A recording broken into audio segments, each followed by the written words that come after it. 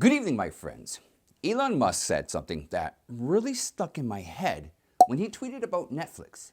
He hinted towards an idea of a mind infection, which he called the woke mind virus. I wanted to share my observations about this mental infection. What I've noticed is that as soon as someone is infected with the woke virus, their moral compass shuts down. Anyone with a sense of morality can detect this moral shutdown immediately. We are seeing this manifest in society as those who are infected by the woke mind virus, which is happening to both people and corporations. They cannot understand, for example, why sexualizing children by discussing gender ideologies is wrong. They also can't seem to understand that a 9-month-old baby is a living being and that you should not murder them. But like I said, it's obvious to us, but those with no morals, it becomes virtually imperceptible to them. Now, if I may, I would like to share my humble opinion. We all need to recognize that we are standing at a crossroads, and one path will lead to a society where everyone is infected with the woke mind virus, and the concept of morality will no longer exist. And I don't want to even begin to imagine what such a society looks like. But down the other path, which I highly recommend you take, will lead towards a society who has woken up to the truth about the importance of morality. Because sometimes you have to lose something before you can appreciate it. And with this understanding, each individual can begin to cultivate their character in an honorable and righteous way. Now, this leads me into today's first story, in which we will discuss how Ron DeSantis has worked with Florida's Senate to revoke Disney's special self-governing powers, as they are clearly a corporation who has been infected with the woke virus.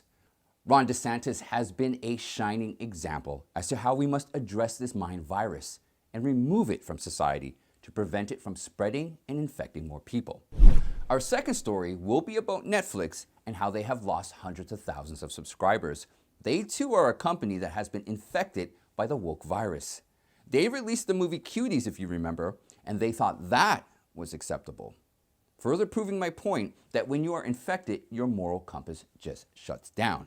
We can no longer support these companies anymore. We must choose to walk down the moral path.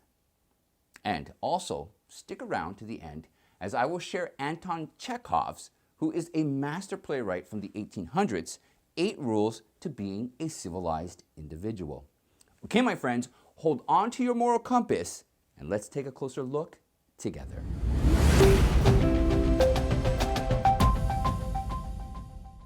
The historical Disney company is on the road to losing tens of millions of dollars after the Florida Senate passed a bill that removes the special tax district and self-governing status given to the company.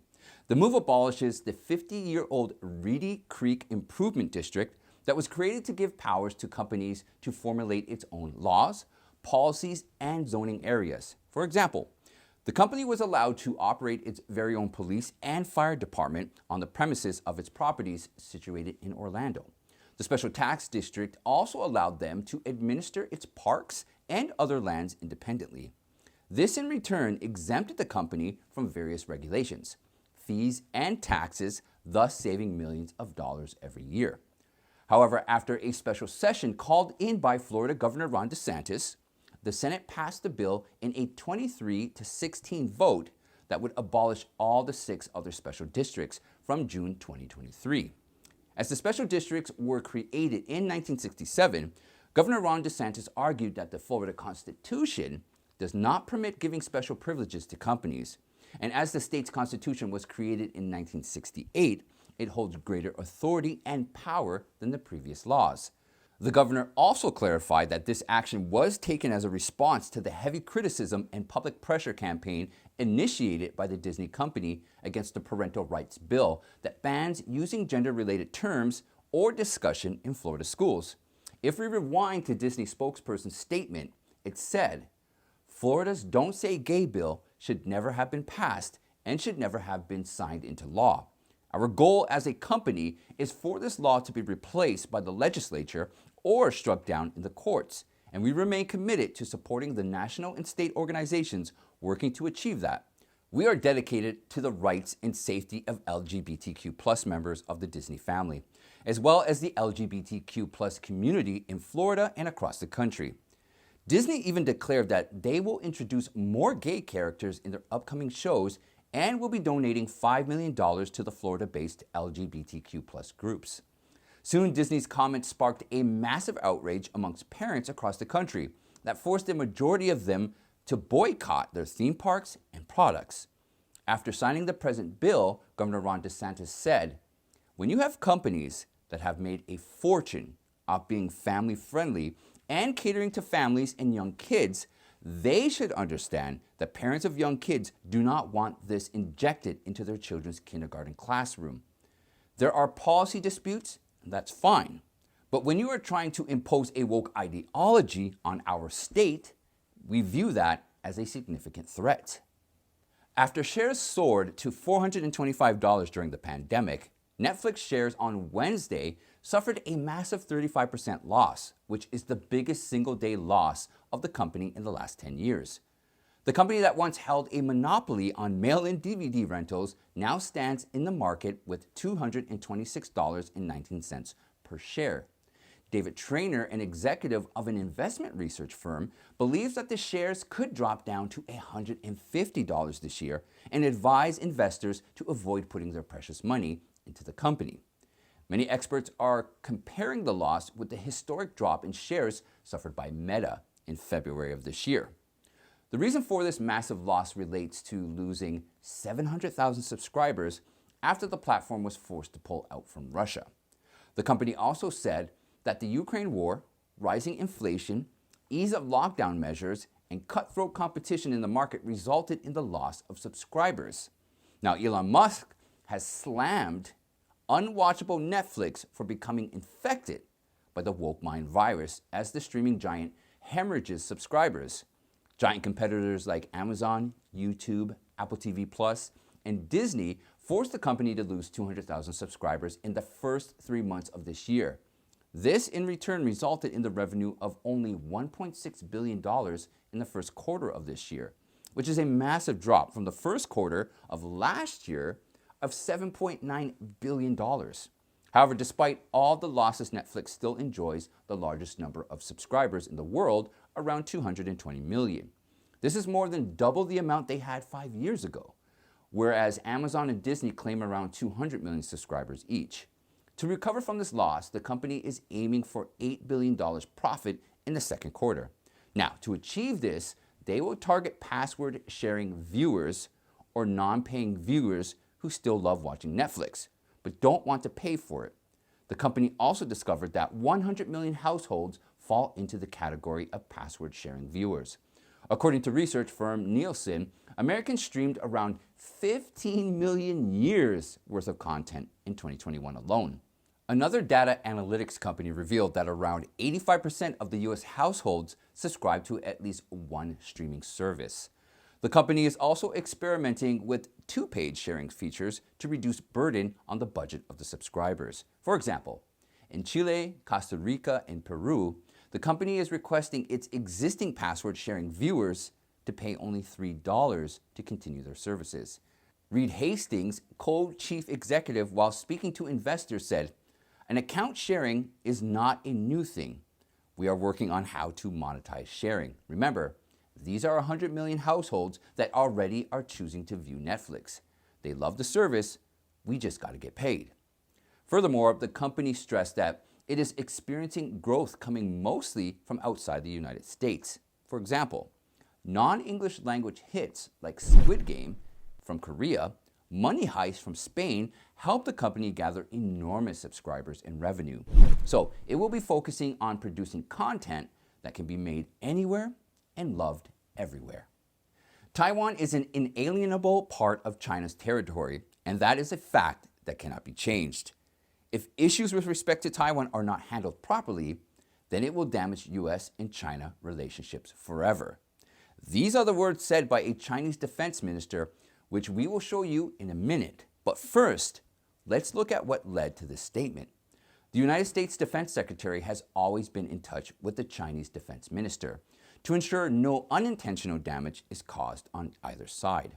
However, for the past several months, the U.S. Defense Secretary Lloyd Austin was failing to get in touch with General Xu Jinlang, the highest ranking officer in the Chinese Communist Party military, for several months.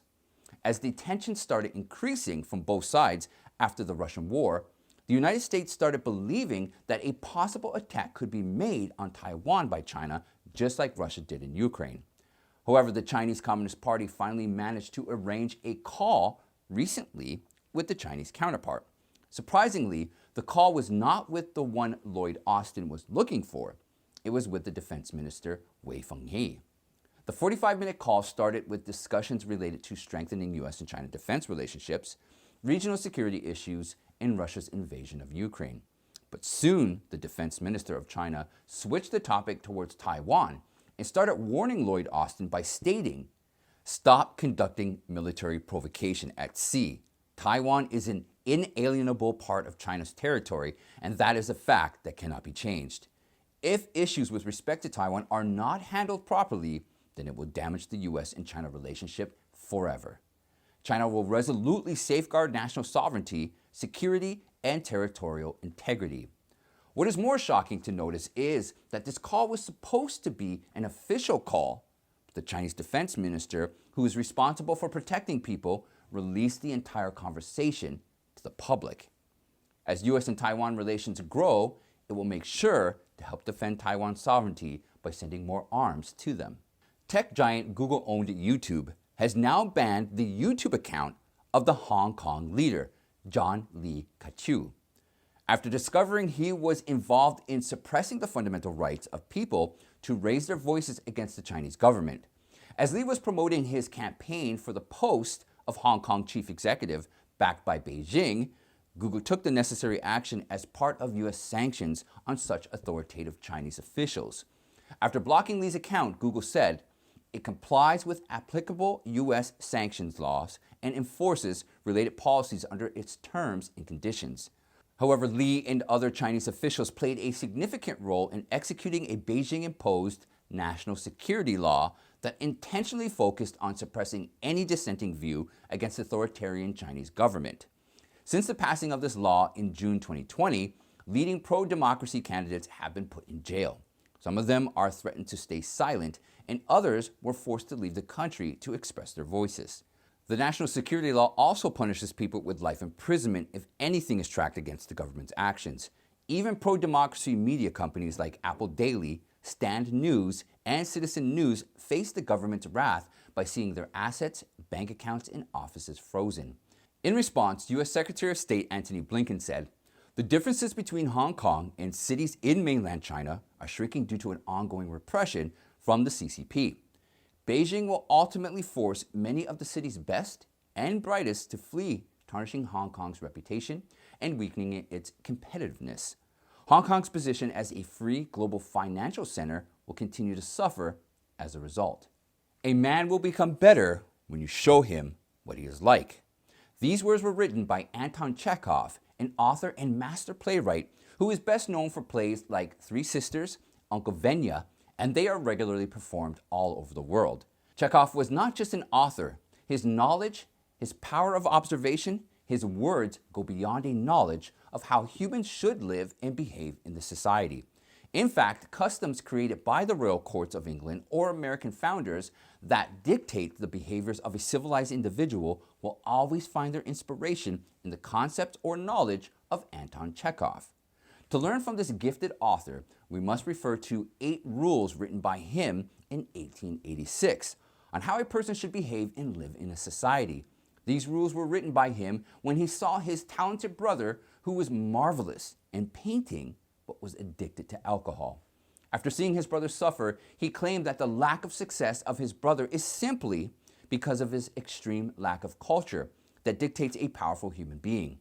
And so he pens down the undeniable rules that even today are being followed by people around the world.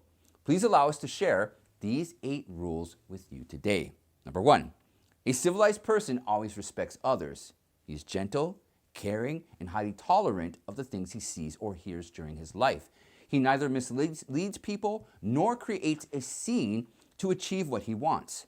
When they live with somebody, they don't make others feel that they are doing a favor for them. And when they leave, they never make others feel inferior. They always appreciate the presence of others around them. Number 2, a civilized person can always see the pain hiding inside someone's eyes. Seeing the pain of others also hurts them every time. Their compassion motivates them to spend sleepless nights so that their brothers can pay school fees and keep their mothers decently dressed. Number 3, a civilized person always respects the property of others like his own and pays the debts as soon as possible. He never asks for loans or begs for money because he is capable enough to take care of himself. Number 4, a civilized person fears lying about anything like they fear fire. They are perfectly aware that lying to others makes them look bad in front of their eyes. They behave in the streets as they do at home. They never make others feel inferior to them, and they always remain quiet until the situation demands. Number 5, a civilized person never plays with people's feelings. He understands everyone's view and respects their feelings. And number 6, a civilized person never gets trapped in the luxury feeling of showing off their work or profession to others. A true talent always hides in shade and avoids the limelight. Anton Chekhov said, "The empty barrel makes more noise than the one which is full." Number 7, a civilized person always respects his talent and takes pride in it. He never uses his talent for his personal benefit. He uses it for the benefit of the society. And number 8, a civilized person keeps his house clean. He eats when he feels hungry, and he respects his partner no matter what conflict they face in the future. And that's it for today, my friends. Now don't forget, please like and share, and most importantly, join our members site and support the mission to deliver truthful information. I'd rather depend on the generosity of you, people I can trust, than ever be dependent on YouTube again. Thank you all for spending time with me. Grab onto your moral compasses, and I'll see you next time.